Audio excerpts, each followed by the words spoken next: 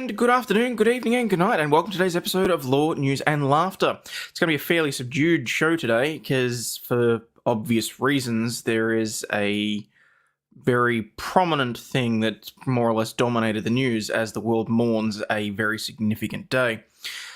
So the news has been fairly light, not going to lie. On the upside, Becky Hill, the court clerk in the murder case, has spoken out and denied the claims. Who's shocked? Houston Rockets' Kevin Porter Jr. has officially been charged with second-degree assault, and a man has stocked up 3,500 light bulbs that apparently should last him 75 years. Okay. Whatever floats your boat, mate. Let's get stuck into it, people. Welcome to Law, News, and Laughter.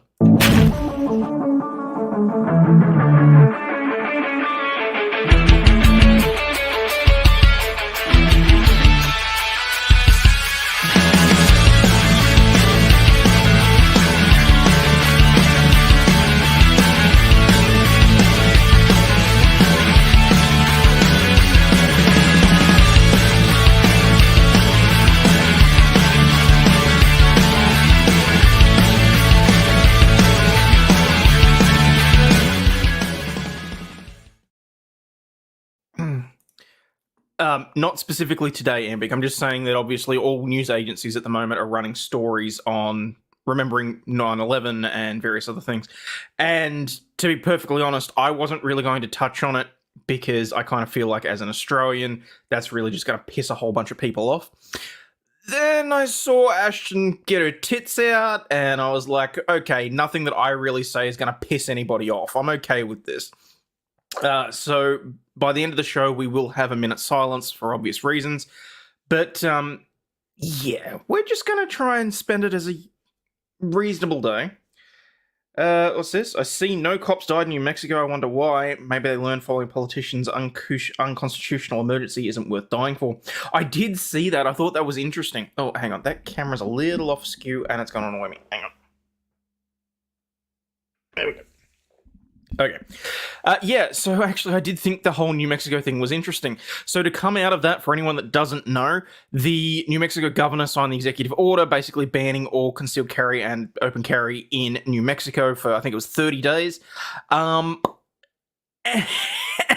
the local police issued a statement saying they will not be enforcing it and that it's been made clear that it's not their responsibility and that they themselves will continue to enforce the actual proper constitutional laws of the state, which I thought was hilarious. So, yes, it will be interesting to see exactly where that goes. But let's get stuck into it, shall we? Because we're going to start with... Oh, I'm underprepared today.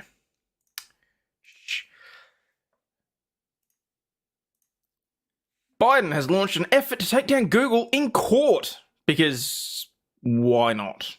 It's not like they've got... I'll give you the American pass to talk about 7-Eleven. I'll be okay. I think it's another trial run to see who complies with orders. Yeah. What is urinating on us is that Biden is not in New York City, DC, or PA for any of the remembrance things. He's in Alaska. I did see that. No, it's all good, Fast Group. Did anybody notice the fact there's an additional caps letter in the title description for today? I was so unprepared. Okay. Biden launches an effort to take down Google in court. The Biden administration's push to check the power of the tech giants gets its first big test on Tuesday in a Washington courtroom where the Department of Justice will kick off a case designed to curb Google's dominance in online search. That's right, they're pissed off that Bing is not getting enough of a share of the search results. The trial against the $1.7 trillion company will be the most significant US monopoly case in a generation, says Bill Bayer, a fellow at the Brookings Institute and former DOJ antitrust head under Barack Obama. Dyslexic I'm. The DOJ's suit against Google claims the company has become the overwhelmingly most used search engine not because of superior product, but because it illegally uses its money to box out its competitors. See, I don't like antitrust. I don't like the idea of that. I genuinely believe that private companies should be able to use whatever means they have within their power because if an individual is going to... If it forces innovation, is what I'm trying to say. If someone's the best at something and as a result of that they are generating money, I don't believe that they should necessarily be stopped from using that money. With other federal investigations looming into Amazon, Apple, Ticketmaster, and others, it could have broader implications for the government's concerns that modern companies are using their money and power to forge new kinds of monopolies at the expense of competitors and customers. Biden couldn't launch a Mickey Mouse toy rocket. Antitrust is not interfering with consumer access to the market when done properly. Well, there you go. The trial also marks a key moment for Jonathan Katner, the attack dog attorney who President Joe Biden installed as the head of the DOJ's antitrust division and who helped build the case, initially fired under former President Donald Trump's administration. Maybe the company should try harder while there is that. The DOJ is hoping to see, and like, to me, antitrust is just tall poppy syndrome. It's literally people getting pissed off because someone's doing better than them. Like, there are literally how many billion people on the planet? If your particular product, if your particular service does not appeal to enough people that you are making a living salary or you are not doing well enough, I kind of feel like that's on you. And that's sort of why I'm mad at myself about YouTube. But yeah, anyway, I'm not going down that hole. I'm not going down that rabbit hole again. Is Biden trying to pull a Trudeau? Possibly. Getting to good noob, exactly. I was just watching Simon Whistler Mega Projects channel about the Hyperloop and how Elon jump-started the idea again. Cool. Hey, MG Law, how you doing? The case centers on a series of revenue-sharing agreements worth tens of billions of dollars annually that Google has with Apple, Mozilla, Samsung, and others to be the default search engine on web browsers and mobile phones, as well as its control of the ads that populate search results. Google does not disclose the exact value of the deals. The DOJ says the contracts have hindered the ability of rivals to compete and deprived consumers of the benefits of high-quality, innovative services that only competition can foster. I disagree. Google is providing its own service to companies that are willing to pay. Apple, Mozilla, Samsung. There's a reason that Google is the basic and standard thing for Android. It's because it's good at what it does. According to some estimates, including those cited in the DOJ's lawsuit, Google controls about 90% of the search engine market in the US and globally. No one's actually stopping you, though, from setting it up so that your browser uses a different search engine. Chrome is Google-based, yes, but you can easily set it up to use DuckDuckGo. You can set it up to use Bing. Google isn't the default search on your phone. Well, there you go, Jason. You're proving that it is not technically a monopoly. Googling is even in the dictionary now. This is true. I think your reverse to was paying there in your reaction. Let me double check. Revenue sharing with Apple, Mozilla, Samsung, others, but... No, based on that, it should be Google is paying Apple, Mozilla, and Samsung. A court loss for Google could force major changes to its business arrangements and even the potential to sale of key parts of the company. It also put Google's fellow internet giants on edge as they face their own investigations and lawsuits. The loss for the Biden administration could cause it to rethink its legal strategy in other pending tech cases. And while they wouldn't necessarily pull back completely, enforcers could take a more conservative approach. How it goes has significance for how the US courts and enforcers will treat behavior by dominant companies that entrenches their monopoly power, said Bayer. According to the court filings, the DOJ is expected to argue that Google's business moves have hurt internet users by restricting their choices. For example, had there been a more competitive search engine market, consumers could have a wider array of privacy protections. DuckDuckGo, a privacy-focused search engine, whose selling point is that it doesn't mind consumers' data for ads, is a long-time Google antagonist. Yeah, and? Google search is superior as far as quantity and relevancy. And that's the trade-off that we make. They take our information, they provide us with a superior product. They also pay individuals, they pay certain companies to make sure that they are the ones that are promoted. That, to me, is just capitalism. Google argues in the court filings that its agreements with its suppliers and platforms are not exclusive, and that the default setting can easily be changed to rival search engines such as Microsoft's Bing. I just don't like Bing. Bing! Damn, now I wish I had I wish I had the gif of Chandler's boss slapping in the ass as he goes, Bing! I don't like Bing. I'm not a fan of DuckDuckGo. It doesn't work for me. I'm not a fan, but I know that it's there if I need alternate searches. I use Google because it's convenient, not because it's being forced on me. It says that it competes vigorously to win those contracts and that it succeeds because it has the best product. Spokesperson for the DOJ and Microsoft did not have a comment ahead of the trial. The case will be decided by a non-jury trial by US District Judge Amit Mehta. Are you kidding? Judge Mehta, who was appointed by Obama in 2014. Okay, I think we know how that's going to run. Bing is trash. DuckDuckGo only works on simple/major items. Bing and Edge suck. Yeah. Bing! Over the next 8 to 10 weeks, top executives from Google, Apple, Microsoft, Samsung, and other companies will testify about benefits and drawbacks of Google's outsized role in the internet, arguing over whether the company is an aggrieved innovator being punished for its success, or it's intentionally stifling competition for its own financial gain. Have not been able to turn off AI on Bing. Ugh.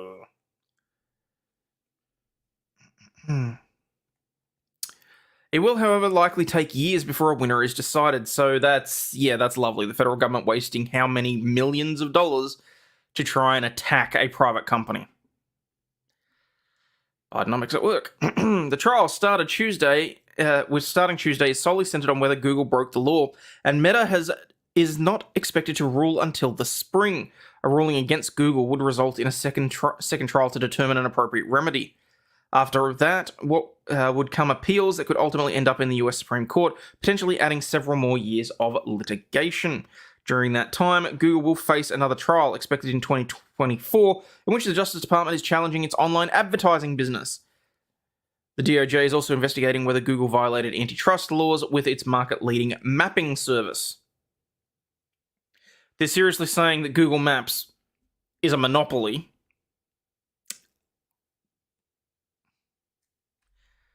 It's literally like the only one there. Like, I'm not going to use Apple Maps, A, because I don't own anything Apple. I can't stand Apple. That's really not really the point. Google Maps is incredibly helpful. I use it fairly frequently. While I'm driving, I use the alternative called Waze, W-A-Z-E. I know that a lot of people are not aware of this. It's a brilliant GPS setup that is designed for while you are driving. It shows you what the traffic is. It lets you report to others whether or not there's police, whether or not there's traffic cameras, whether or not there are accidents, why you might be doing 10 miles an hour, what the hell is going on. Highly recommend it for anyone that does long distance driving. It's very helpful. Waze is owned by Google. Well, there you go. It's a brilliant app. I don't consider that to be anti-competitive. I consider that to be other people, other companies in the area have not produced a superior product or even a like product. Colorado GPS has killed tourists. Jesus. What do we got there? Okay, what do we got here? As detailed in our complaint, we allege that Google's anti-competitive conduct extends to three significant elements of the digital ad buying process. First, Google controls the technology used by nearly every major website publisher to offer advertising space for sale. Second, Google controls the leading tool used by advertisers to buy that advertising space. And third, Google controls the largest ad exchange that matches publishers and advertisers together each time that ad space is sold. Okay. In an interview last week, Google's top lawyer, Kent Waller, said that the default setting for search engines does not ultimately determine Google's success. Reverse Bidenomics. It's the wet blanket on our economy. Okay. Interview last week, Google's top lawyer, Kent Waller, said that the default setting for search engines does not ultimately determine Google's success. I think everyone will say that the default position is valuable. Again, that's what we pay for it. But people are not locked in, and if there was a better search engine, a better browser that came along tomorrow, people would switch quickly. This is true. This is very true. I know that it's Google based, but I switched over to Brave as soon as I realized exactly how good it was. And yes, everyone has their own personal opinion on what browser they use, but I prefer the fact that I'm able to use Google Chrome add-ins as well as have the privacy of Tor and various other things, and I find it quite useful. Mapping apps direct drivers onto Colorado closed roads because mapping apps claim our closed roads are open. Interesting. I use either Waze or Backseat Navigator. Backseat Navigator curses and insults you, and I think it's funny. Kerry, you can set Waze to do that as well. Just saying. You can set Waze to use like custom voices and have custom icons. For a long time there, I was driving around as the Master Chief from Halo. And I had Cortana giving me directions, which I thought was hilarious. The Batman one was also good, but that was a time-limited one. Walker said Google is faced with competition from all sides in the search market, including from Amazon, where he says consumers are increasingly turning to for product search queries. Turning to for... Where he says consumers are increasingly turning to for product search queries.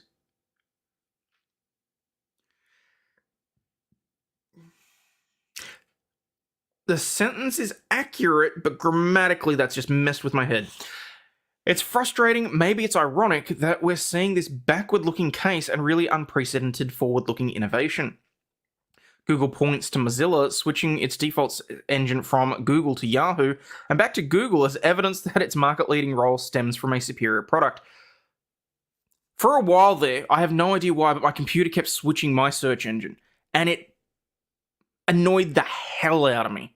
I could not work out why it kept doing it. It was turning everything. I can't even remember what the search engine was, and it was just annoying. Ask Jeeves. Waze takes you the routes locals would use. Yes. Web browsers peaked at Netscape. Can I set it to sound like Jeff imitating Elaine? If you take enough of his voice, yes. Which, ironically, you can now do. In exchange in court early this year, Meta asked Google whether the default spot is akin to a 200-meter head start in a 400-meter race. There's certainly no factual dispute that the default is a 200-meter advantage, Google lawyer John Schmidtlein responded. But Google began signing these agreements in 2002, long before it was a dominant search engine, he said. Google was 350 meters behind in 2008 when it introduced Chrome after years and years of monopoly behavior by Microsoft on Internet Explorer. That's fair. Google was 350 meters behind in a 400-meter race, and they came around and they surpassed them. Regardless of what happened in the past, the DOJ maintains that antitrust laws place an obligation on Google to not abuse its dominant position. The default position enables a company to scale its business in a manner unavailable to its rivals, the government says. Being the default browser on so many devices generates a feedback loop, giving it access to more users, which then generates more data that's used to further improve the product, increasingly its ability to retain customers. Oh, you mean the fact that people are using it and providing feedback enable them to improve their product? Good God, why on earth would they ever do that? Yahoo uses Google underneath everything. We were told when I worked remotely for Google way back in 2010, Yahoo is Google technically. Then why does Yahoo still suck? The DOJ cites the failure of Neeva, a search engine founded by a former top Google executive that shut down earlier this year, as evidence of the inability of competitors to gain traction in the market. 2 decades ago, Google became the darling of Silicon Valley as a scrappy startup with an innovative way to search the emerging internet. That Google is long gone, said the Justice Department in this lawsuit. Google contends that when considered in the broader context of how consumers find information online, it has no monopoly, and argues that there are diminishing returns to scale. Okay, really simple, straightforward way of fixing this. Google, for the most part, is heavily engineered into Android. When an Android item first boots up, let the individual choose which search engine they want to use. Most people will still go with Google, but that more or less puts a stopgap in to say, hey, people are choosing this as opposed to it being a default. Wasn't Neeva a paid-for service that shut down because people didn't want to pay for a private search? I don't actually remember Neeva. Like, that's how bad it must have been. Google contends that when considered in the broader context, Looking ahead to the AI landscape, as the world moves to new computing platforms underpinned by artificial intelligence, the DOJ is expected to argue that its search dominance will give Google a leg up at its rivals' expense. Yeah, it probably will. I'm okay with that. As the world's primary search engine, Google is one of the few companies with access to the massive data sets needed for the large language models underpinning chatbots and other artificial intelligence tools. While Google points to OpenAI as a key example of the intense competition it faces. Okay, I gotta stop right here. Over the last couple of weeks, I have been using ChatGPT and Bard for a number of things. For anyone that doesn't know, Bard is Google's answer to ChatGPT. While Bard has access to more recent information, as in I can ask it for a description of one of my videos from last week, whereas ChatGPT I think cuts out in 2021 as to its knowledge base, ChatGPT is more factually accurate when I ask it certain things about the past. It is the better product. So yeah, Google's probably going to catch up at some stage, but at the moment, Bard sucks. In my own personal opinion. That's not defamation, Google. Don't come after me. While Google points to OpenAI as a key example, the DOJ is expected to argue that Google is one of only a few companies with a high chance of success in AI. On Friday, Meta rejected the DOJ's arguments around a related emerging technology, voice assistants.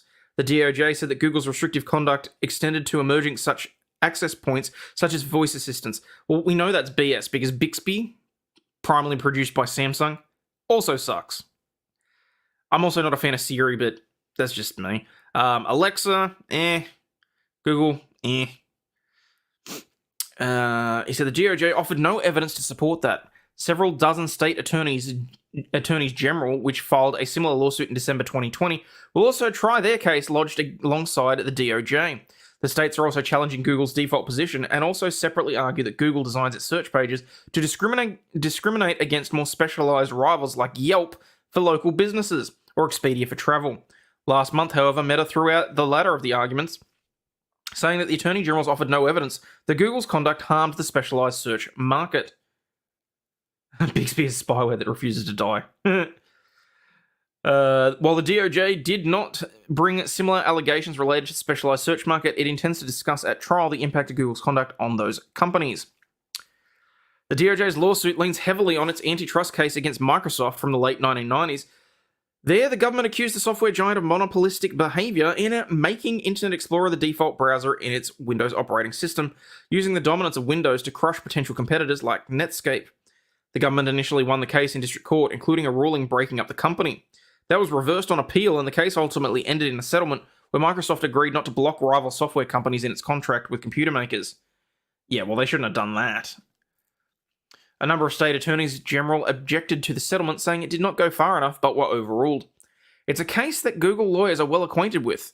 Walker was Netscape's deputy general counsel from 1997 to 2001, while Google's longtime outside counsel, Susan Crichton, my apologies, of the tech-focused firm Wilson Sonsini, authored a prominent white paper outlining the antitrust case against Microsoft. Schmidtlein, Google's lead trial lawyer for the Washington firm Williams & Connolly, represented state attorney generals in their case against Microsoft, and Mark Popovsky, so a whole bunch of lawyers are flipping sides, basically, in this case, which I think is hilarious. Another outside lawyer for Google from a law firm at Ropes & Gray was on the DOJ team. Kenneth Ditzer, the 30-year-old DOJ veteran leading the department at trial, also did early investigative work into Microsoft in the mid-1990s. Other current DOJ lawyers were involved in the Microsoft case as well. The case remains a key legal precedent limiting how companies can leverage their dominance. Why can I not talk this morning? Their dominance in one market to gain market share in a separate market. If Meta follows a precedent from Microsoft, the DOJ believes it will prevail. I hope that the DOJ case asserts law and facts consistent with the Microsoft opinion, the DC Circuit Court of Appeal from 22 years ago, Bayer said. Though the search case was initially filed during the Trump administration, current DOJ antitrust head Cantor has built a long legal career representing the company's competitors, including Microsoft, and played a key role in shaping the search case first from outside the department. Google has argued that Katner should recuse himself, saying the DOJ's current posture towards the company stems in large part from his bias. The DOJ, meanwhile, has said that Google has sought to stymie its investigation and lawsuit at every turn. Why would they not? That is entirely within their purview and right. Oh, you're trying to say that if someone comes to me and they're investigating me for, I don't know, stepping on a cat or something, I'm not, whilst I have to cooperate, I'm not going to proffer things. Are you serious? Biggest problem with Google is that they lied to me about my Gmail. My infinite ever delete another email inbox is at 98% full. I'll never delete another email. Really? Damn, how many emails do you have? $signs for eyes, lawyers just trying to get paid. In this instance, I think I wholeheartedly agree with you. And I think it's more... I think that this is a case of the DOJ is trying to wring as much money as they can out of Google because they're not happy with how prominent and successful they are. But I think it's also a case of they're going to try... I think they're also trying to justify their existence. And while bare-knuckle tactics are common in every courtroom, the government says Google destroyed a great deal of evidence in the form of deleted internal email messages and abused its legal privilege to withhold other documents. The trial will be peppered throughout with disputes over missing evidence, and Meta could ultimately sanction the company if he finds that it acted nefariously. The cat had it coming. Oh, so there's that. Let's have a quick look at this, because I'm curious as to why Neeva shut down. Neeva, which for a while looked like one of the startups with a real chance to challenge the supremacy of Google search, announced on Saturday it's shutting down its search engine. The company says it's pivoting to AI and may be acquired by Snowflake. Okay, so there was... Alright. Building search engines is hard, said Neeva co-founders. They wrote in a blog announcing the shutdown. As long as the long-time head of Google's business, few people are better equipped to know how to build and monetize search engines than he is. But Neeva did it, they said. It built a good competitive search engine. It was actually well ahead of Google in some respects, like swapping 10 blue links for a more visual page and emphasizing human-created information. But building a search engine was actually the easy part. So why did they close it down? Paid product. There it is. It was also a paid product as the company tried to prove business models for search other than ads and surveillance. So, yeah, that's why it went. Ozzy sharing the gift of laughter with his friends. I try. Doesn't always go well, but I try. Alright. I was going to go through the complaint. I'm not going to because it's 65 pages and antitrust is boring as all hell. So, I think we can move on. Okay, let's move on to Becky Hill finally speaking out about her BS. Colton clerk Becky Hill denies murder jury tampering allegations. Co-author speaks out. I don't give a shit about the co-author. I want to hear about her. Okay, so that's got no sound to it. Good, I'm glad about that. We can close that. Colton County Clerk of the Court Rebecca Hill and her co-author are beginning to address serious allegations of jury tampering leveled recently by criminal defense attorneys representing convicted murderer Richard Alex Murder. Hill, a first-term elected official who oversaw day-to-day courtroom operations during the internationally publicized 6-week double murder trial, they left out the financial crimes. As well the judge should have. And who read the guilty verdicts on March 2, has been accused in court filings and during a public press conference of having improper communications with jurors, which may have helped remove some sympathetic jurors and sway others. On Thursday, she maintained her innocence and denied the allegations to the Hampton County Guardian, but declined to comment further on the matter. How much you reckon she was paid for that, I wonder? However, her co-author, Neil Gordon, has been vocal. Appearing on Court TV and a couple of podcasts, Gordon sent a statement to The Guardian, which he says represents his opinions alone and does not speak for Hill. Cha-ching! Someone's cashing in. See, he knows full well that no allegations have been made against him, so he can talk all he wants about it. He can get paid for appearances, he can do whatever else. This is my own personal opinion, by the way. self-published the book, didn't make money on it. Oh, I highly doubt that, Trenton. Highly doubt that they haven't made any money on that book. However, her co-author Neil Gordon, following the highly publicized trial, Hill teamed up with Gordon to write a book about her experiences as clerk of the court during this historic murder case and her experiences with the family.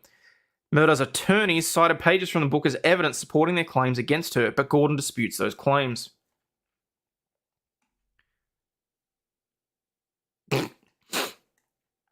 Overall, I would ask anyone following these alleged jury tampering allegations to please reserve judgment until all the facts come out and all interviews are conducted by proper, objective law enforcement authorities, stated Gordon. Please remember, in our society, people are innocent until proven guilty.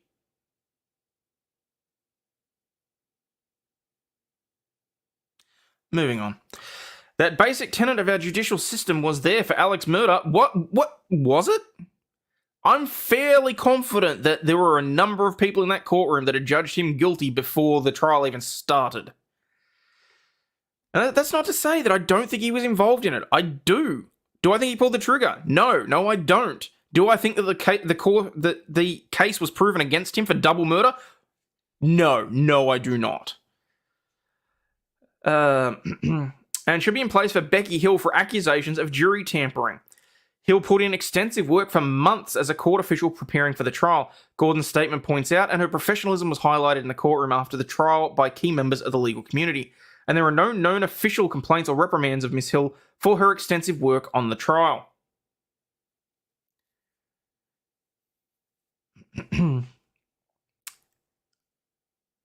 It's on the record that she interrogated one of the jurors on her own. Whilst I consider that to be not an official complaint, the judge's words saying he is not happy that the juror was interrogated by the clerk of the court, I would still class that as a reprimand that is on record and therefore official. So I don't know that I agree with that. Like, I know I'm splitting hairs and talking semantics here, but I would still say that. Gordon's statement addressed several allegations. In addressing Murder's attorney's claims that Hill pressured jurors, the word pressure was used multiple times in the affidavits and in the news conference by the defense attorney. I have spent a lot of time with Becky Hill for 6 months and have found her to be a very soft-spoken person. That doesn't preclude anything. I never observed her raising her voice, let alone pressuring anyone to do anything. I received hundreds of unsolicited comments from visitors and media who were at the trial or who came back to do a tour at the county courthouse. They describe her as the quintessential Southern woman of hospitality and grace.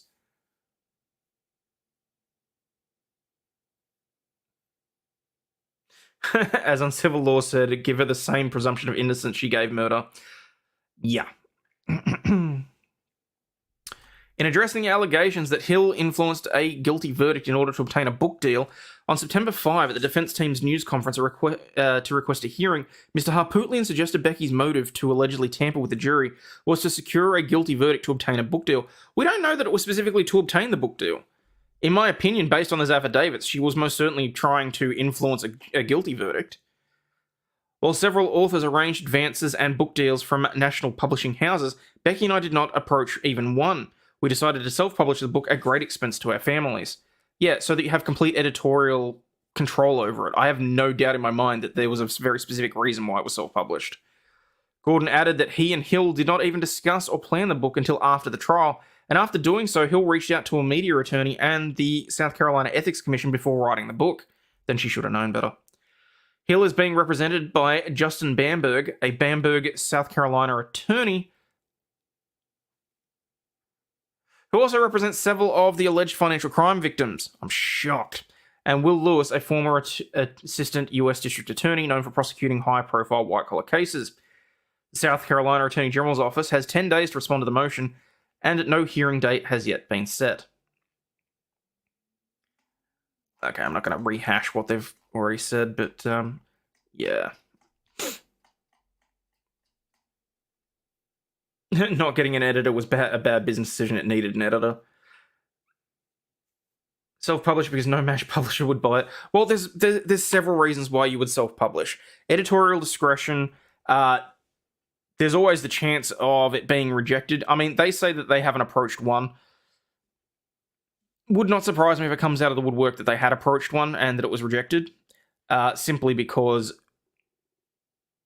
that kind of book, you wouldn't want to necessarily be on the hook for the editorial liability. But that's my own personal opinion. That book needed a lot more than just an editor. The book sucks and is in poor taste. I don't even care about it. What I do care is the jury tampering. Yeah. So, alrighty.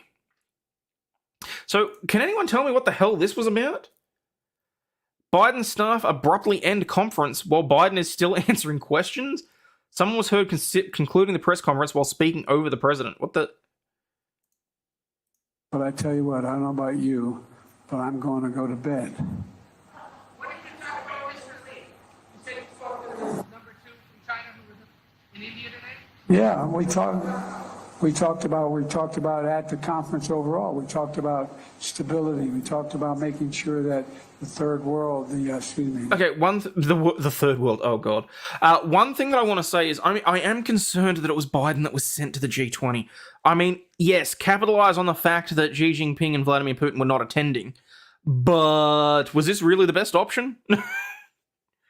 He was going off script. Yeah. President Biden's press conference abruptly ended on Sunday after a member of his team appeared to announce the end of questions while the president was still speaking. The president delivered remarks in Hanoi, Vietnam, following the G20 summit in New Delhi in India. While the president was answering a question, someone was heard speaking over the president saying, "Thank you, everybody," before ending the press conference. The president also said thank you before he started wandering off stage. I love the wording there. He started wandering off stage. Oh, wait, hang on. Did they show him wandering off stage? I got like halfway through this. The Southern Hemisphere had access to change it, had access. It wasn't confrontational at all. Did he just Thank mistake? you, everybody. This ends the press conference. Thanks, everyone. Thank you.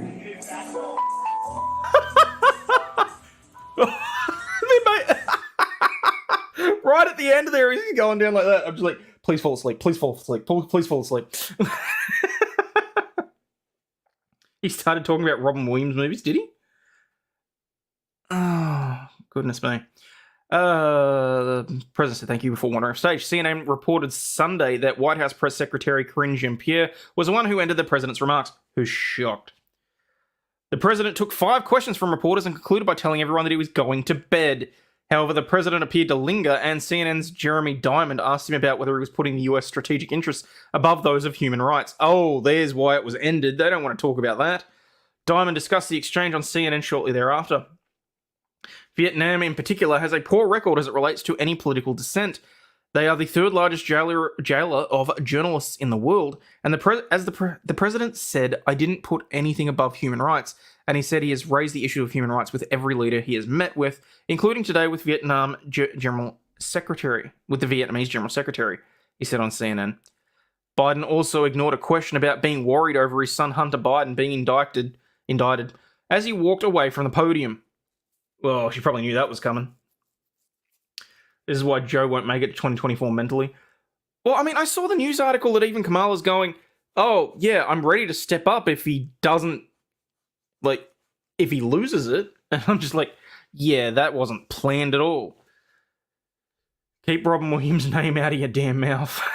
I miss Robin Williams. He repeated the phrase lying dog-faced pony soldier to describe those who don't believe in global warming during his remarks as well. What the?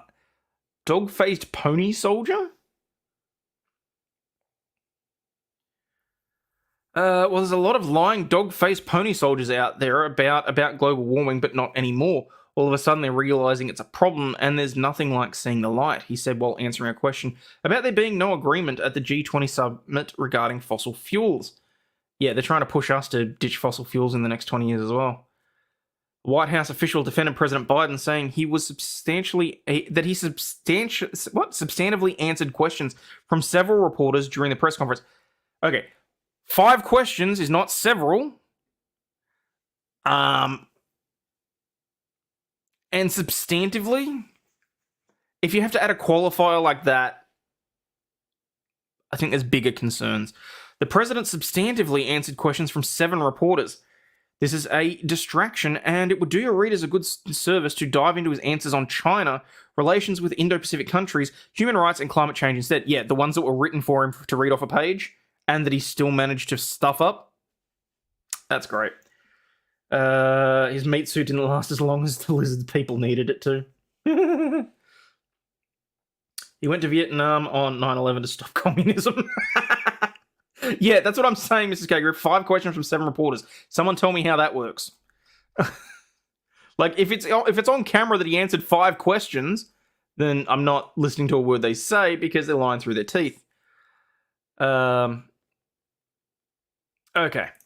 So, switching to something local, a New South Wales pub owner turned lawyer, Peter Desmond Payne, has been convicted for perverting justice. I'm curious to hear what this is about.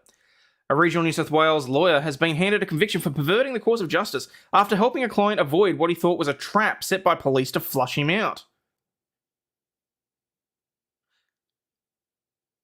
Okay. And the problem is? Peter Desmond Payne on Monday pled guilty to a single charge in Sydney's Downing Centre local court, which heard he instructed the client not to attend a Central West court in October 2021. The client had a matter listed in Cobar after police identified him as an associate of another person during a drug supply investigation, a statement of agreed facts revealed. So the cops were going to arrest him when he attended at the court. Okay. The Babylon Bee articles on Biden and Harris today are gold, I'll bet. He was due to be sentenced for driving with drugs in his system, but was found to have contravened a separate bail condition regarding living arrangements and was also wanted for breaching an AVO. With the matter marked must proceed, Payne told the magistrate he would try to find his client and requested the case be delayed until the following day at Nyangan. Payne was told by the magistrate that if his client wasn't present, the case would be finalised in his absence. According to the agreed facts, the solicitor was caught on a phone tap telling his client that... Excuse me? Excuse me? The police breached attorney-client privilege and phone tapped a lawyer?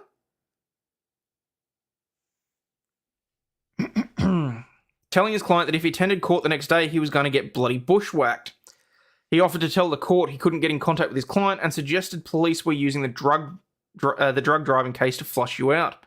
I got no problem saying that I haven't been able to find you and therefore have no instructions. I can see they're setting a trap for you. Okay, he's being disingenuous, but there are no good actors in this. Payne asked his client if they wanted to go to jail the next day. F no, the man replied. Oh, YouTube and the no swearing is really going to kill me. Ugh. No, well, effing stay where you are, he said. The next day, he told the magistrate he wasn't able to contact his client. Well, if he hadn't been able to contact his client that morning, he wasn't technically lying. Yeah, it sounds like he still pled guilty. Payne became well known in Cobar after he ran a local pub before it was destroyed by fire in 2014. The 71-year-old was handed a 12-month community correction order by the magistrate, who found the unsophisticated and spontaneous crime was at the lower end of objective seriousness. There is no doubt Mr. Payne is a very active and well-regarded member of the community for a very long time. The magistrate noted Payne had a lot of knowledge about the client that he acted for, which may have clouded his judgment, but she said the community expects lawyers to uphold the law. Magistrate Miana said Payne was attempting to represent the interests of his client and perhaps wished to put aside his own privilege and success to advocate for them. However, he crossed the line. I don't think he's the only one that crossed the line in this circumstance.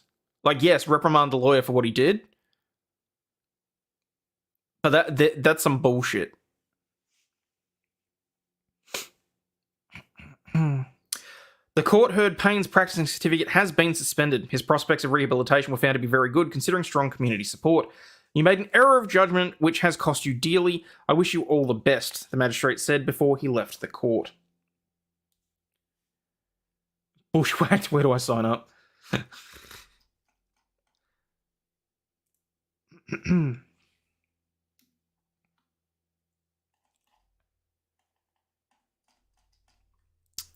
Okay, and moving on to the rest of the world. A preacher who moonlights as a cab driver is suing Uber and Bolt in Kenya. Zakaria Johanna has been a pastor for a congregation of 40 people in Thogoto, a town near Nairobi, since 2017. But for the last 5 years, he spent a lot of his time advocating for gig workers in Kenya, including drafting legal cases for drivers disgruntled with companies such as Uber and Bolt. The 43-year-old, who moonlighted as an Uber driver between June 2018 and November 2022, believes ride-hailing companies manipulate their terms to their advantage, and drivers get the short end of the stick in a lucrative business. Yes. This comes as a shock. In September 22, he became the acting Secretary General for Ride Hail Transport Association, a coalition of 3 unions fighting for rights of drivers who work with ride-hailing apps. 2 months later, he told the rest of the world his Uber account was deactivated. He said he was able to sign in 4 months later, but his account was deactivated again after he helped file the RTA petition. In 2019, I realized the business was not adding up. The same year, taxi drivers went on strike, and I got interested and started following up. I eventually came to learn that there was a gap I could fill in leadership. The RTA is among several other unions associated with working to protect gig drivers in Kenya, which does not have a clear or strong law regarding ride-hailing platforms. These organizations include the... I don't really care. Unions have been rallying ride-hailing drivers to share experiences and discuss strategies to achieve better working conditions, according to Bill Mutaro, a digital strategist at the Central Organization of Trade Unions, a national trade union center in Kenya.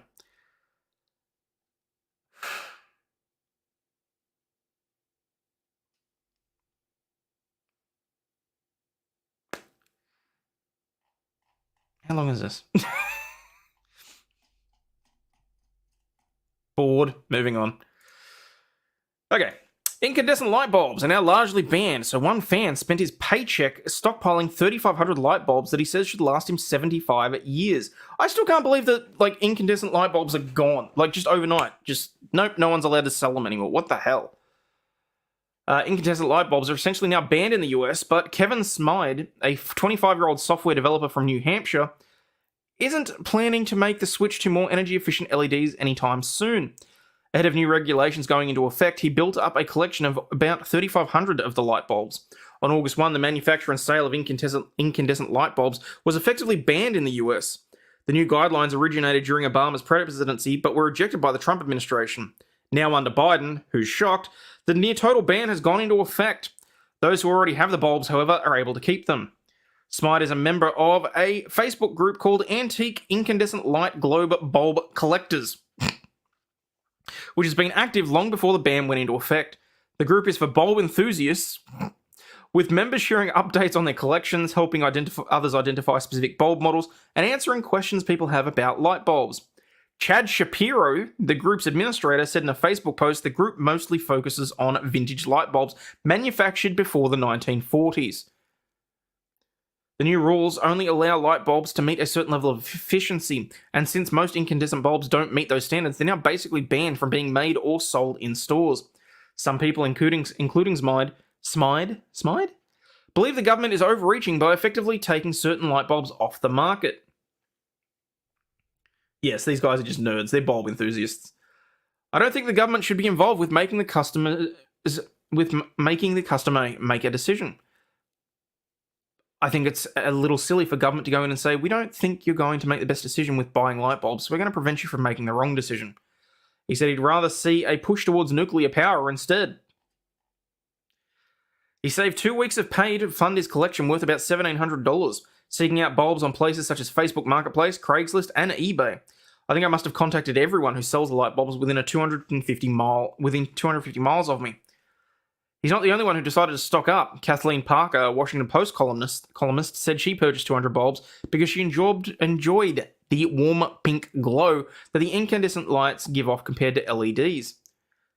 And I agree. LED bulbs are very, don't get me wrong, a ring light where you can change the tint to it is very different to the above headlight that I've got right now that has a very sterile and white glow to it.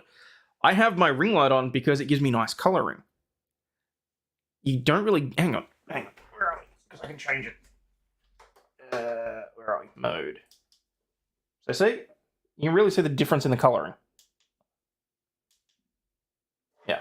There we go. Very much prefer that. Now trying to control what type of bulbs we buy, what's next to toilet paper? Probably. Bring back moonshiners, incandescent shiners. Nandor's man bun collects antique bulbs. Well, there you go. How does one get into the bulb black market? Asking for a friend. Where are we? Because LED bulbs are more efficient, nudging customers into adopting them more widely will lead to cheaper utility bills, while also being better for the environment, the department says. It estimates that by 2053, carbon emissions will be slashed by 220 million metric tons as a result of the new guidelines. Government two-ply. No, but seriously, they're worried about fossil fuels. Just hurry up and bite the bullet and start building proper nuclear plants. That's all that has to happen. You're worried about carbon emissions, all this sort of stuff. You're worried about burning fossil fuels. Nobody should have to not turn their heater on. No one should not be able to turn the light on. This is government failure. That's all it is. Market of colour, not the black market. My apologies. Though LED bulbs may cost more upfront, they last 25 to 50 times longer than incandescent, meaning buyers are set to save money in the long run. But Smide said that avoiding the white-blue hue of the LEDs in favour of a nice colour of the nice old-school bulbs is worth devoting an entire paycheck to acquiring the stockpile, which won't be running out anytime soon. I consider it a lifetime supply, he said. I would say I did the math. I have a bunch of spreadsheets with all the lighting fixtures in my house, and I have almost the exact amount of bulbs I'm going to need for the next 75 years. If an Aussie's saying the US government is failing, you know it's bad. Well, it's not only that. I mean, look at it this way, okay? Okay. Rant time.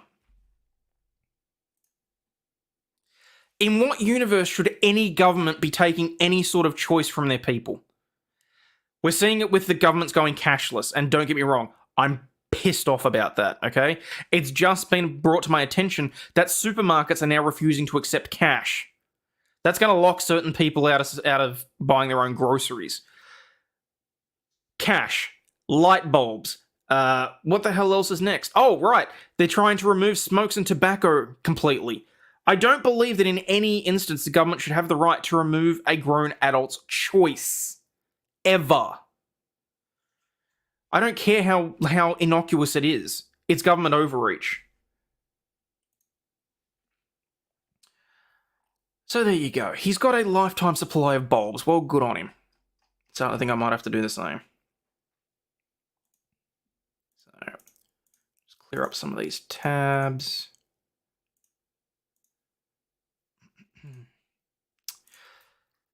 Golfer wins a Mercedes-Benz with a hole-in-one, has to sue the tournament organisers after they refused to give her the car. Very reminiscent of the new Toyota case. For anyone that doesn't know, a woman won a Toyota. They gave her a Toy Yoda instead.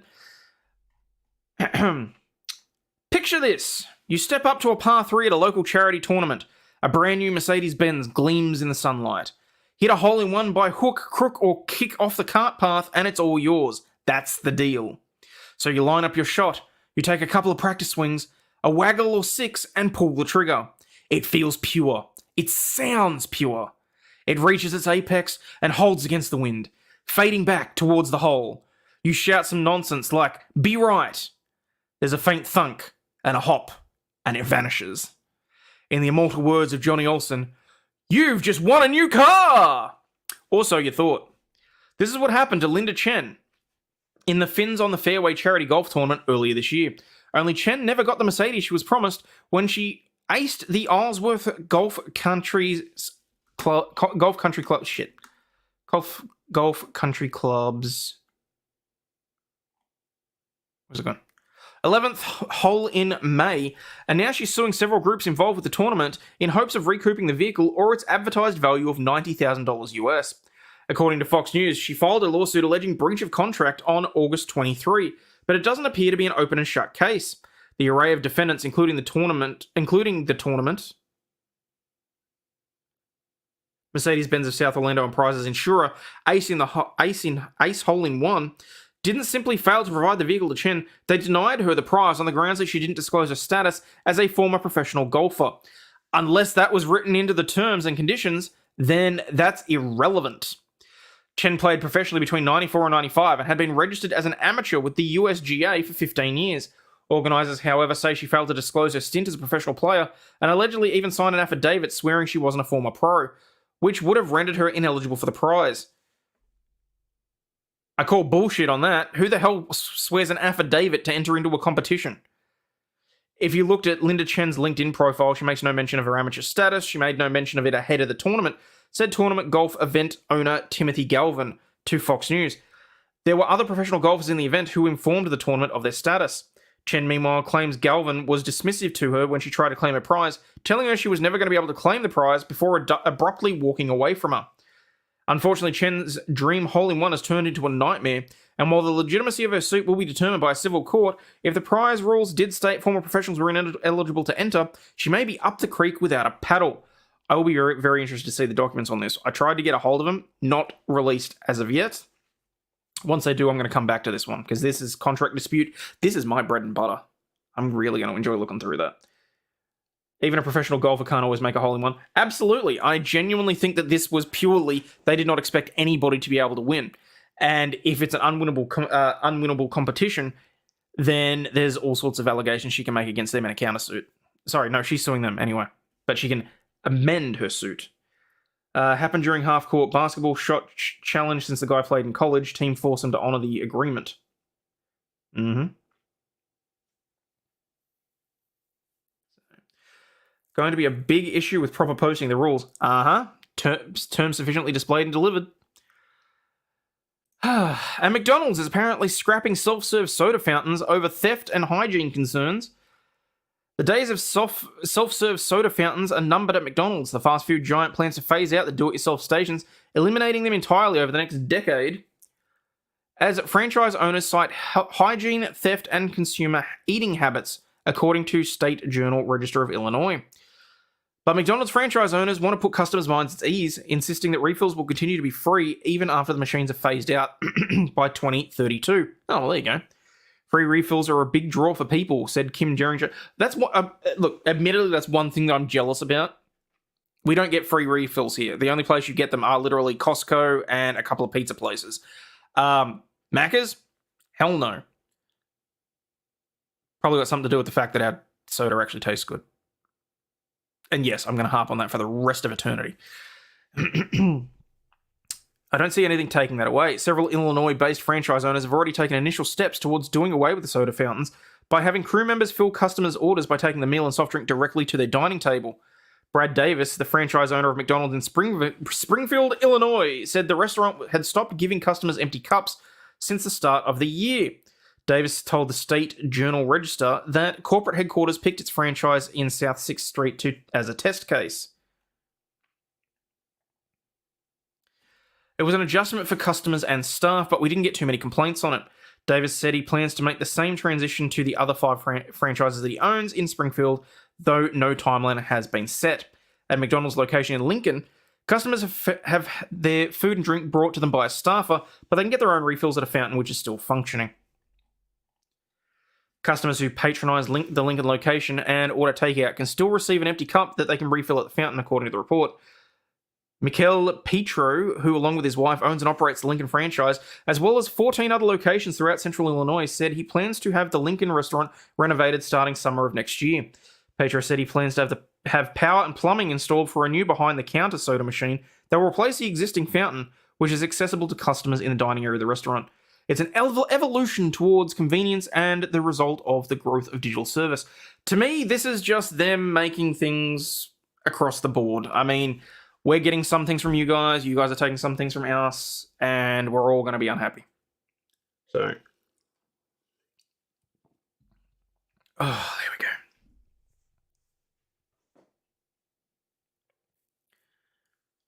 Taking away a bowl was trying to take away cigs and sugar, now they're trying to limit McDonald's soda. What the heck? Freedom!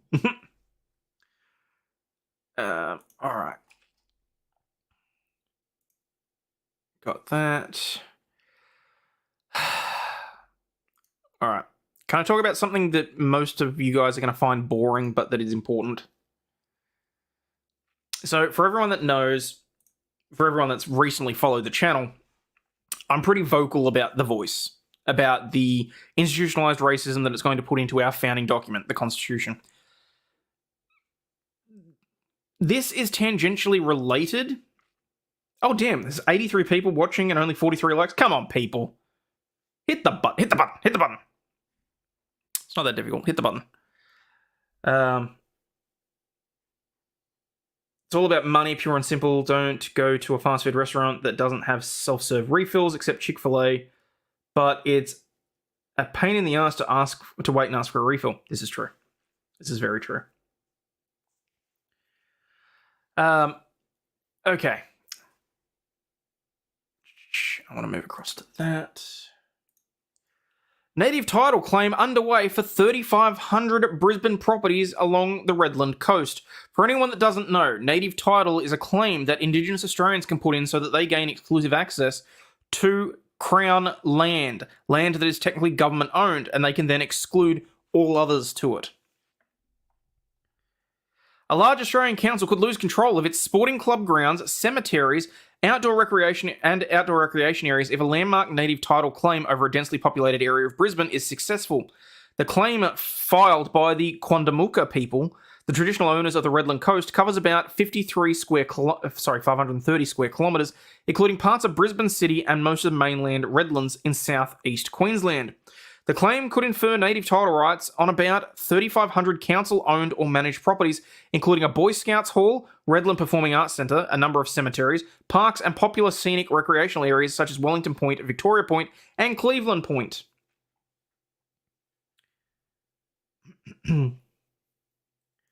So that's the area, that's the map area of what they're claiming, basically.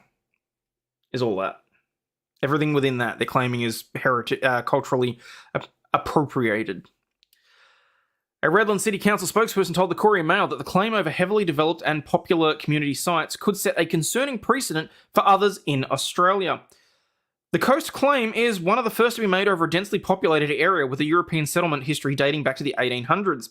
A finding in favour of the applicants could see Indigenous Australians handed exclusive native title rights. This means that they'll have the right to possess, occupy, and use an area to the exclusion of all others. Same as anyone who owns a house. You have exclusive possession over your domain. You have the right to kick people off. You have the right to claim that they're trespassing. You have the right to call the police and have them removed.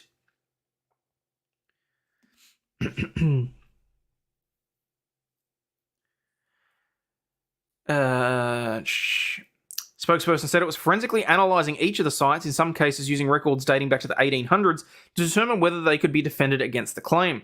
The Courier Mail reports that the native title claim could cost the council $210 million, including legal fees and the value of the land, if successful. Councils continue to bear the substantial burden of identifying and documenting the historical title, ownership history, and past works that may affect the native title status of the 3,500 council-owned or controlled lots, notwithstanding that the applicants receive financial assistance from the government, who are not actively participating in the resolution of the claim. The council has released extensive detail on its own website and has tried to clarify the status of the land under claim. The Quandamooka council claim covers about 530 square kilometres, including a small part of Brisbane City and most of the mainland Redlands, as well as areas of Lamb Island, Macleay Island, Karragara Island, Kuchimudlu Island, Kasim Island, Sandy Island, Tindapa Island, Green Island, King Island, St. Helena Island, and Mud Island. Yes, I read all those just for your entertainment. While the native title does not include land in private or public freehold ownership, such as houses or businesses, approximately 3,500 council-owned or managed properties are included in the native title claim. Basically, the local kids are going to lose their scout hall and their parks. Council has been participating in the legal process as a respondent to the claim as per the Native Title Act 1993 and established procedures for identifying and settling claims. Council's research has sought to assist in identifying the status of native title in the claim area to the extent which the native title rights exist, and has been making submissions to the state government and native title claim applicant. The efforts of Redland City Council to clarify the status of land under claim are not designed or intended to defeat native title interests or the aspirations of the Indigenous people. See, this is the other thing that pisses me off about this as well. It's the taxpayers in the area, the local residents that are paying for this through council rates and all that sort of thing. I guarantee with this costing them upwards of $210 million that the local rates and the land tax are going to go up. And it's going to be the everyday people that feel the squeeze on this. No, Australia is not officially woke. This is something that came into effect as a result of a landmark High Court case and ultimately the Native Title Act 1993. This is just the first time that they've tried to use it on a densely populated area. For the most part, native title claims are usually made on areas surrounding rivers or areas of cultural sensitivity, like where there may be artifacts, things like that. This is the first time it's been used to try and take control of land that's inside a populated area, an urban area. They imported the woke from New Zealand. Having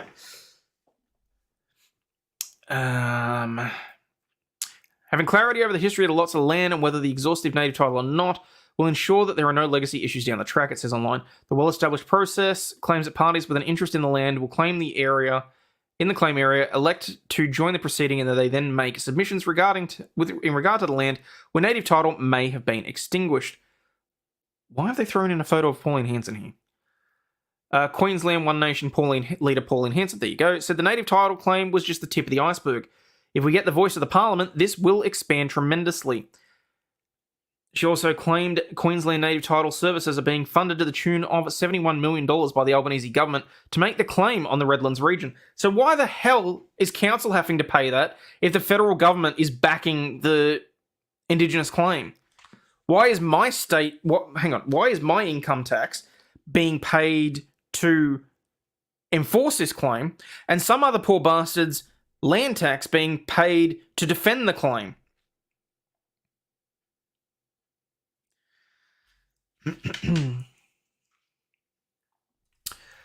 There's no federal government funding for respondents to fight these claims, said Senator Hanson. The local councils can't afford it. I think it's unfair and it's unjust. It's rare that I agree with Hanson, but in that case I do.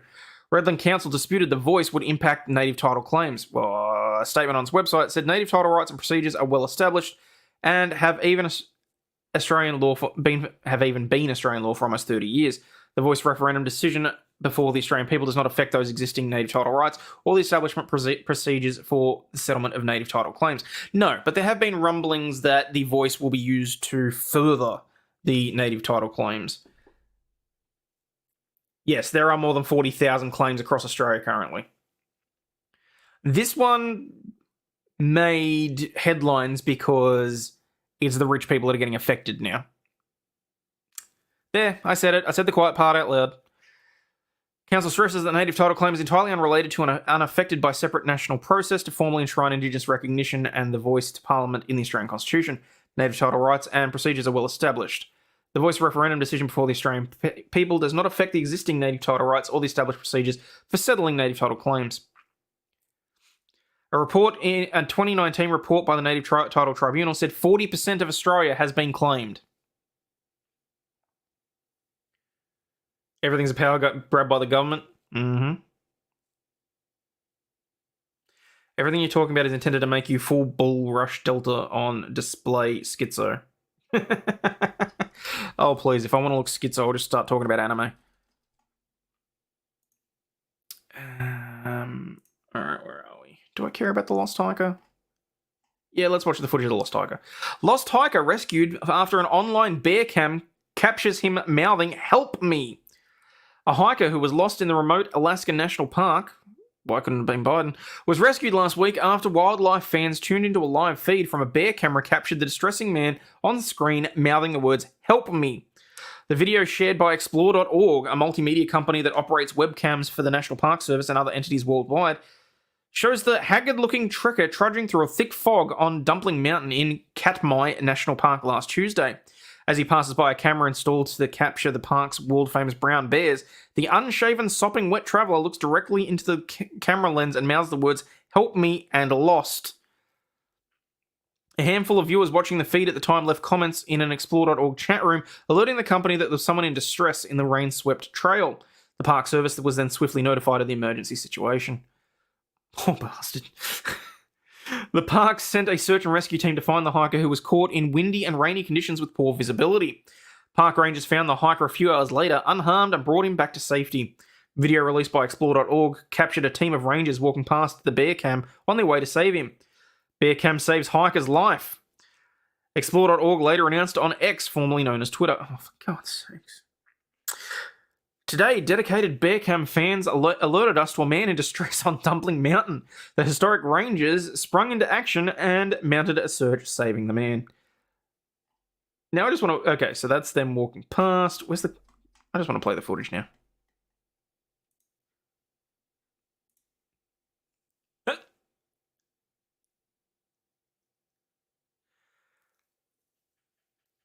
Yeah, there's no audio specifically because I'm not. Aussie Overlaw'd is not in the list of live streams under this account. Weird. Really? Play the audio. I bet it's not what he said. There were 19 people watching. Lucky bastard. Okay. All right, moving on. Swarms of Chinese vessels try and fail to block a Philippines convoy. Where's Vices when you need him? Okay. I'm showing. That seems like a whatever. The Philippine Coast Guard has completed a resupply mission to 2nd Thomas Shoal despite determined opposition from Chinese forces. On Friday, the PCG deployed 250-foot cutters to escort small resupply boats to support the Philippine garrison at the shoal. The Philippine military maintains an outpost on board the wreck of the BRP Sierra Madre, a World War II era landing ship that was run aground on the reef in order to create a base in 1999. The deteriorating ship needs regular supply runs, including delivery of materials for repairs. China, which contests Manila's claim to the Spratly Islands, maintains a flotilla of Chinese Coast Guard and maritime military forces near the reef, and the resupply runs are a regular source of friction.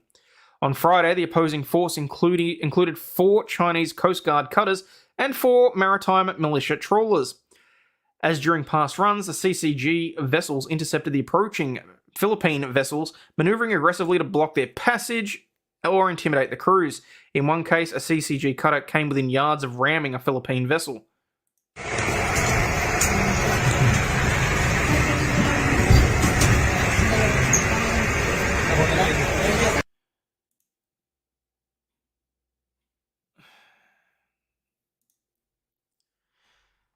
Watch the moment a Chinese Coast Guard vessel appeared to deliberately close in on a Coast Guard Philippines vessel, almost in an act of ramming before pulling back.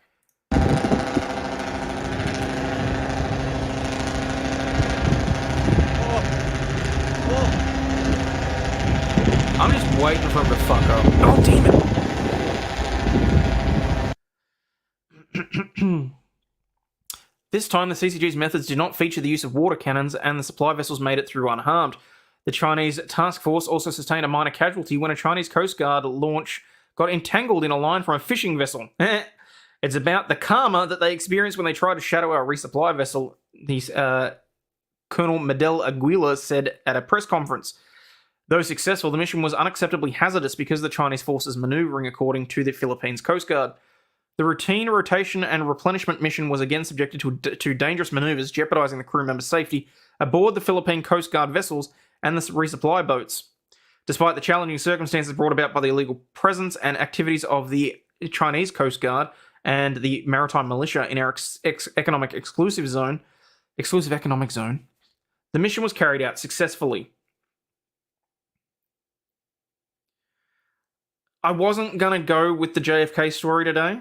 I thought that might be a little bit like... Yeah. Torellia called the Chinese grey zone maritime operations to cease in the Philippines economic exclusion zone. Doing so can foster a stable, secure, and rules-based maritime order conducive to the regional cooperation and peace. Yeah, good luck with that. China's ticked off that the Philippines are allowing 4 US bases to protect them. Well, why don't all the island nations, Japan, South Korea, just form a Chinese aggression pact? China messes with one, then they mess with them all since they're all in some sort of danger. I think that's already unofficially in place. I just think that there's no formal documentation. But yeah, I can understand that.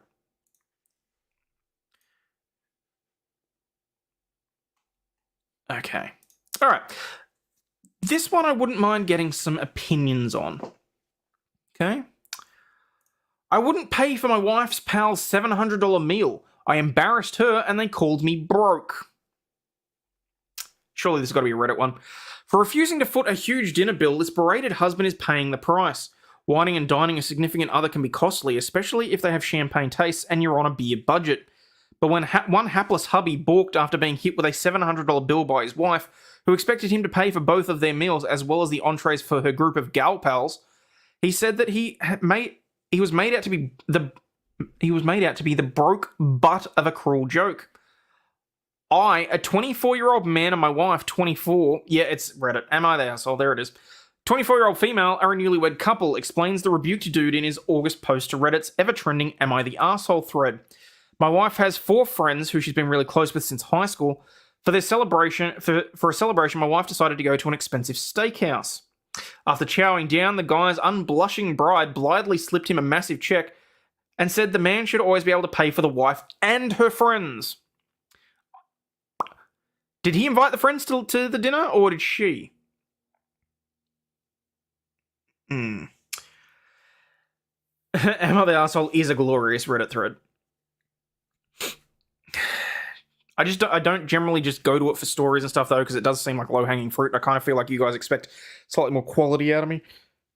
But he wasn't willing to blindly follow her unwritten rule.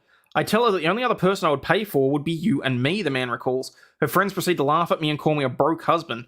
I stand up and put $200 bills down for me and my wife's food and left. However, when he stormed out, the dope had no clue that a marital storm was brewing. The wife gets home and starts screaming at me, saying I've made her feel embarrassed, states the doomed groom. How she promised her friends I'd pay, well, that's on her. And that her friends made fun of her on the ride home for marrying a man who couldn't pay the bill. Rather than fighting, he simply fled. Dude, you're dodging a bullet. Get the hell out of there. Decided to pack a bag and head to my friend's house. I told my parents and friends, and they said I should have paid it. What? Now I'm having second thoughts if I overreacted. Okay, hang on. Hang on.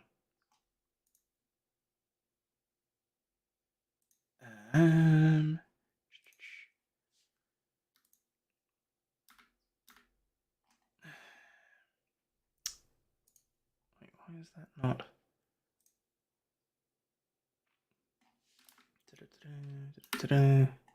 Why is chat not loading? Oh, there it is.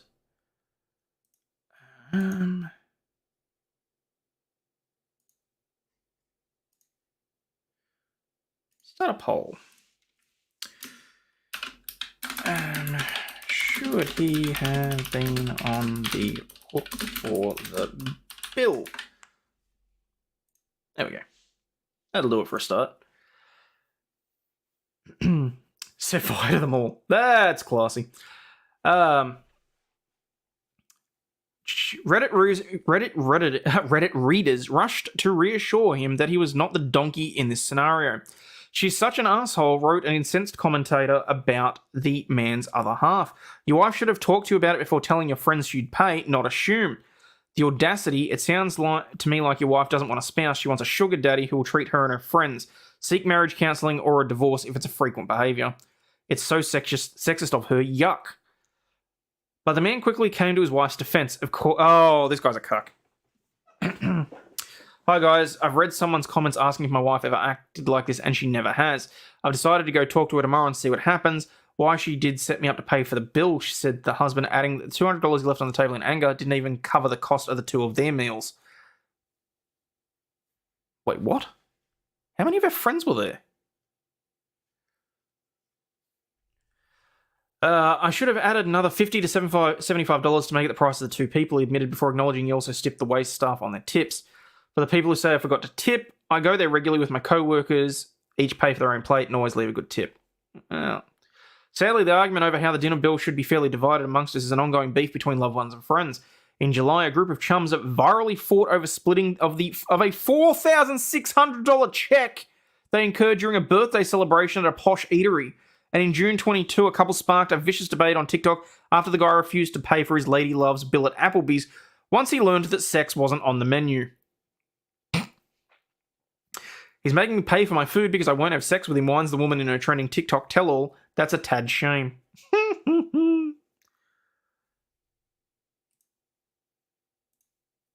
What do we got? So we got 26 votes. Someone actually said yes. All right. Oh, goodness me. Look, I think this is a bit of bullshit. I think, A, this was either a shit test that she set him up for, or B, this is just she has no respect for him and very much should have spoken to him beforehand. This is not okay. No matter what the guy ends up paying in the end. This is true. This is very true. Okay, where are we? Why can't men wear shorts to work when women can wear dresses? Male office staffer slams workplace sexism. An office worker who was sick of wearing a suit and tie in the sweltering weather has deemed his workplace sexist. Oh god, it's another Reddit. After being banned from wearing shorts, the fed-up employee took to Reddit to voice his frustrations, arguing that he should be able to wear shorts in hot weather if his female co-workers can wear dresses or skirts. In the post titled "Sexist Dress Codes Leaves Men to Dry in Hot Weather," the user lashed out at an office-appropriate attire. Beginning his rant, he said, "I hate this policy in my office. It's okay for women to wear a skirt or a dress, but men aren't allowed to wear shorts, even in hot weather, even in the hot weather we're having." Yeah, wear a dress, dude, yeah. "We aren't even client-facing, and these days you can definitely buy shorts that look smart casual enough to wear in the office." The disgruntled worker explained that the skirts which his female co-workers wear don't scream professional in the traditional sense, so he and the rest of the male workforce should be able to get their legs out. "Is it that the male-dominated management want to see some leg in the office?" he said. Is there any wonder people don't want to return to the office and continue working from home? And the worker wasn't alone in his frustration, as thousands of Reddit users took to the comments to air their own frustrations.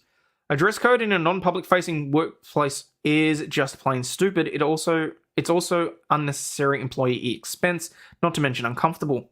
Another office worker who felt that the no shorts rule was unfair told a story when the workplace protested against the rule. The entire staff protested by coming to work in shorts, calling their bluff. They had to decide whether to double down and send everyone home, effectively closing the doors, or accept that everyone was wearing shorts. They ended up caving and allowing them. Some chimed in with their own opinions on unfair workplace rules. Many Reddit users argued that they should be able to sit down at their workplace. One person wrote, "I work at a high-class hotel and I'm allowed to sit on a chair at my desk, but the day shift they have to stand." I'm sorry, what? That's just weird. The infuriated employee added, "I can promise you nobody who has ever stayed at a hotel anywhere is given the smallest of a F if the clerk is sitting down or not. This is not the first time an employee has hit out at their employers against dress codes. Back in 2017, one worker, Joey Barge, from Buckinghamshire, took it a step further and turned up to work in a dress to protest company rules. After he was sent home for wearing a pair of smart blue shorts, he donned a bright pink and black dress to the call centre. Though he predicted he would be sent home again, his act of defiance sparked a change in the rules, with bosses declaring over email that gentlemen in the office can wear three-quarter length shorts in black, navy, or beige." So there you go. That's a bit funny.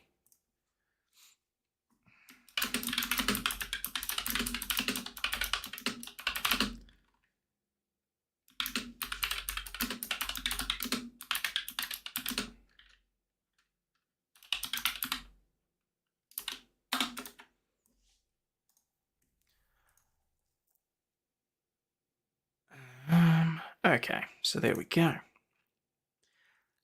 Okay, I suppose we can talk about the JFK situation. Secret Service agent who was with JFK raises new questions about the assassination. A former Secret Service agent who was with President John F. Kennedy when he was assassinated in Dallas nearly 60 years ago has raised new questions about the infamous magic bullet theory and the possibility of multiple shooters being involved. Paul Landis, now 88, was a young agent tasked with protecting First Lady Jackie Kennedy as the president's motorcade paraded through the city in 1963. He recalls hearing the gunshot ring out in Dealey Plaza while he was walking just feet away from the president in 63, he told the New York Times. He then heard an additional 2 shots and saw Kennedy keel over in the back of the open limousine. Landis said that he had to duck down to avoid being splattered by brains. Ugh.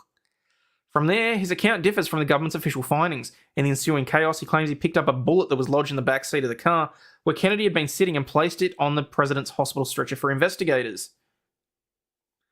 The 6.5mm bullet, which had long been thought to have been found on the stretcher of Texas Governor John Colony after it fell from a wound in his thigh.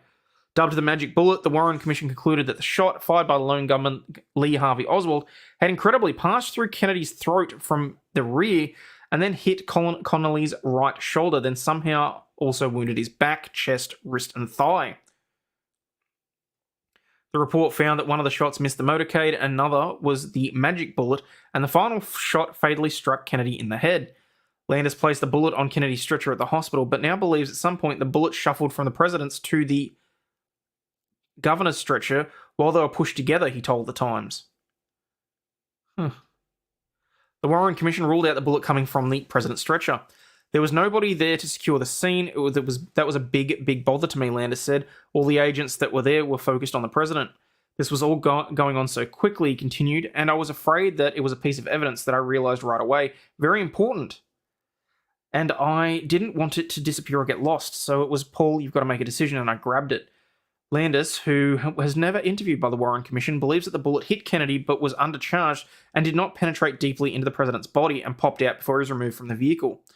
He told the Times that he always had believed that Oswald was the lone gunman, but 6 decades later, he questions that conclusion. At this point, I'm beginning to doubt myself, and I now begin to wonder. The bullet found fully intact was positively matched to Oswald's Manlica Cacano, through ballistics analysis, the Warren Commission said in its report. The aging former agent made the bombshell revelation in his upcoming book, The Final Witness, which was published by Chicago Review Press on October 10. James Robnault, an Ohio-based lawyer and author of several books of history, has intensely researched the assassination and helped Landis work out his memories of that day. He believes Landis's book... Oh, so all this is coming as a book, okay? Will raise new questions about Kennedy's death. If what he says is true, which I tend to believe, it is likely to reopen the question of a second shooter, if not even more. If the bullet we know as the magic or pristine bullet stopped in Kennedy's back, it means that the central thesis of the Warren report, the single bullet theory, is wrong, which, he added, could mean that Connolly was shot by a separate bullet and not by Oswald, whom he believes could not have reloaded fast enough. Speculation about multiple shooters has been a popular theory since the immediate moments after Kennedy's assassination. Others will have to analyse the evidence in full to see where it now leads. Interesting. Deanna says, my history teacher knew about the bullet on the stretcher. Oh, there you go. Another Fed agent writes a book on the Kennedy assassination. Who would have thought?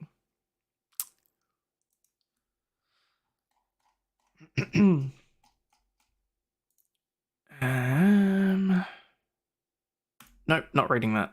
Don't care. So, apparently you can now break a world record for testicular cancer. A personal trainer from Wallasey has become a Guinness World Records holder a few months after undergoing surgery to remove a lump from his testicle. Oh, okay. That makes more sense. He became a Guinness World Record holder for the furthest distance in 24 hours for a farmer's carry. 100 pounds male travelling 54 kilometres, beating the previous record, which stood at 50. The farmer's carry involves holding heavy weights while walking for a certain amount of time or distance. Holden wanted to take on the record after noticing a lump on his testicle in December 22, which began to give him a bit of discomfort and pain and prompted him to get a checkup. He wanted to help carry the weight for those battling testicular cancer.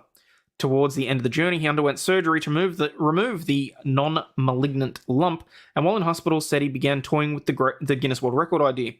I felt that I wanted to do something for other people because I felt very lucky that my lump was non-cancerous. I put my thinking cap on and wanted to do something to carry the weight for other men who are going through testicular cancer and find it hard to speak about or struggle mentally. And that's where the idea behind carrying 100 pounds for 24 hours came from.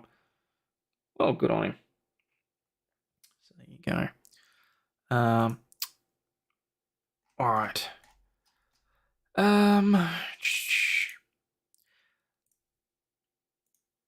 I'll very quickly talk about the trial in Texas, and then I'm going to shunt everybody over to Mighty Meat because he's doing a remembrance for 9/11, and I think that's probably more appropriate for you guys to be watching than me stumble about the news. So I'll very quickly get through this. Trial begins over Texas voter laws that sparked a 38-day walkout by Democrats in 2021.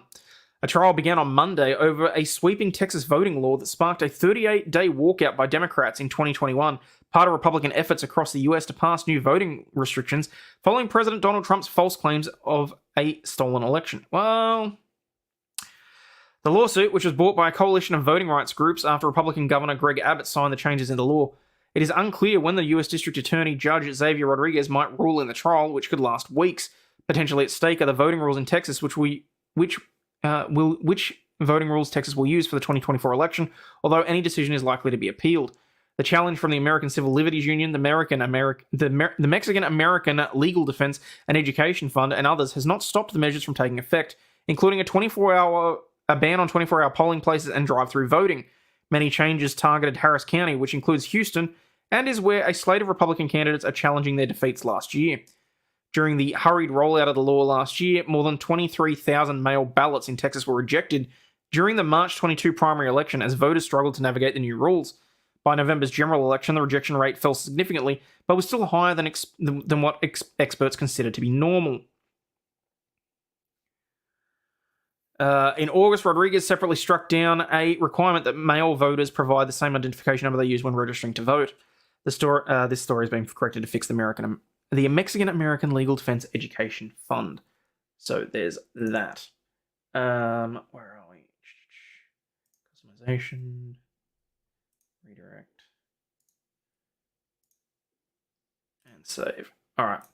Guys, I'm going to call it there. I know it's a half hour earlier than I normally would, but yeah.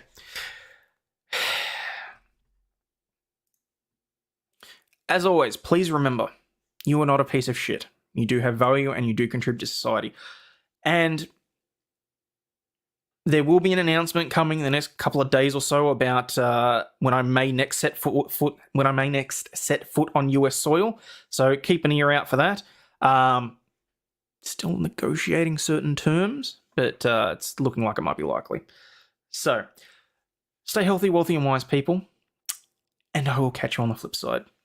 Cheers, guys. This shit, I'm out. Fuck this shit, I'm out. No thanks. Don't mind me.